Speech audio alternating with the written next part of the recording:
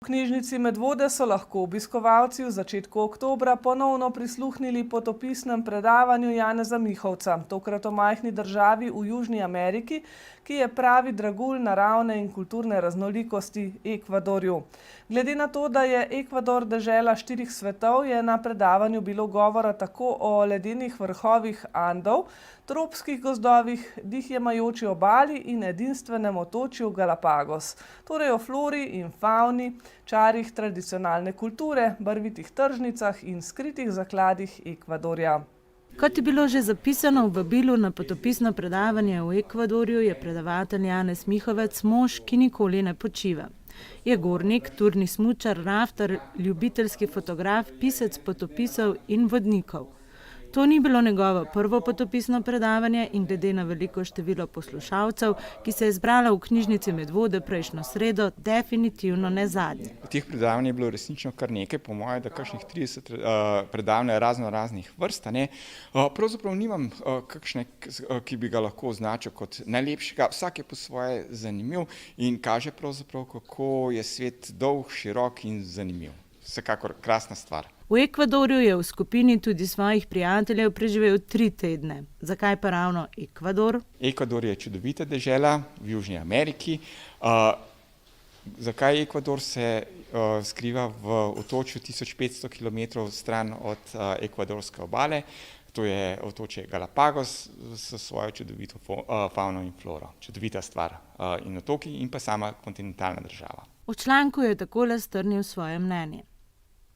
Ekvador je danes nekakšna mešanica tradicionalnega sveta na eni strani in globalizacijskega sveta, kateremu danes ni več mogoče uiti. Je lepota sveta v eni deželi, pa tudi težav sveta, ki se zrcalijo v njem. Ima vse, kar imajo veliki.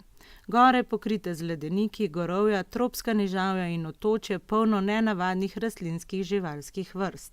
Svet, ki vzame sapo. Konec citata. Kot je raznolika ta država, so bili raznoliki tudi 3 tedni, ki jih je Janez Mihovec preživel v tej državi. Polni raznovrstnih izkušenj, presenečenj, spominov, novih poznanstev in tudi pozitivnih anekdot. Občina Medvode preko kluba Jedro organizira španski tečaj. Ta španski tečaj sem obiskoval kar vrsto let in čisto slučajno je bilo moje znanje tako zadovoljivo, da smo nekoč, ko smo bili na obisku neke turistične lokacije, je bila tam slučajno lokalna televizija in sem mimogrede naredil intervju. Tokrat ne z medvoško televizijo, ampak z ekvadorsko nacionalno televizijo. Bil sem vesel ko radio. V intervjuju je snemalni ekipi nacionalne televizije povedal, da mu je Ekvador neverjetno všeč, saj se mu zdi, kot da bi ljudje živeli v botaničnem vrtu, da je astronomski observatorij na samem ekvatorju nekaj posebnega, da mu je še posebej všeč zraven ležeči vrt agav, ki pri nas zaradi podnebja sploh ne rastejo. Nato je pohvalil še številne druge stvari s takim navdušenjem in entuziazmom, da so bili izbrani domačini in televizijska ekipa na koncu polni veselja in ponosa.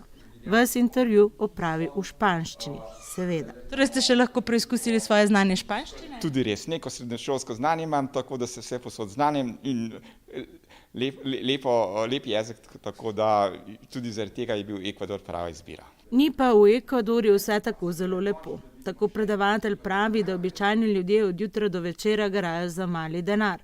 Brezposelnost je vse prisotna, številni ljudje se preživljajo z beračenjem po ulicah in ulično prodajo stvari, ki jih človek niti ne potrebuje. Za povrh je veliko škode povzročila epidemija covida, ki je uničila turistično industrijo in izvozno usmerjeno gospodarstvo. Prav tako pa ne pomaga dejstvo, da se je zaradi trgovcev s kokainom drastično povečal kriminal v državi. V državi je prisoten tudi rasizem, na kar nakazuje že to, da v izvršilni, zakonodajni in sodni oblasti, v pripravljajočem se parlamentu, podjetjih in medijih sede samo belci. Glede na to bi bilo iluzorno misliti, da je bilo potovanje polno le dobrih, pozitivnih izkušenj in občutkov.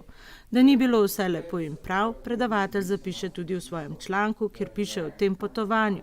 Še preden smo sploh šli, je šlo vse narobe. S potovanjem se je zgodila v začetku letošnjega leta in približno 2 tedna pred našim odhodom v Ekvador je iz njihovega najbolj varovanega zapora potegnil lokalni narkobalon po imenu Fito in so v celotni državi imeli 2 meseca obsedeno stanje, tako da je bilo vse posod vojske in policije čez glavo dovolj, ampak zapotovati po deželi se je dalo, le tujcev je bilo le za posamezen vzorec. Predavatelj je na zadnje vprašanje, katero potovanje je sedaj naslednje, odgovoril, da je idej pravzaprav cela vrsta, ampak ni še končne odločitve.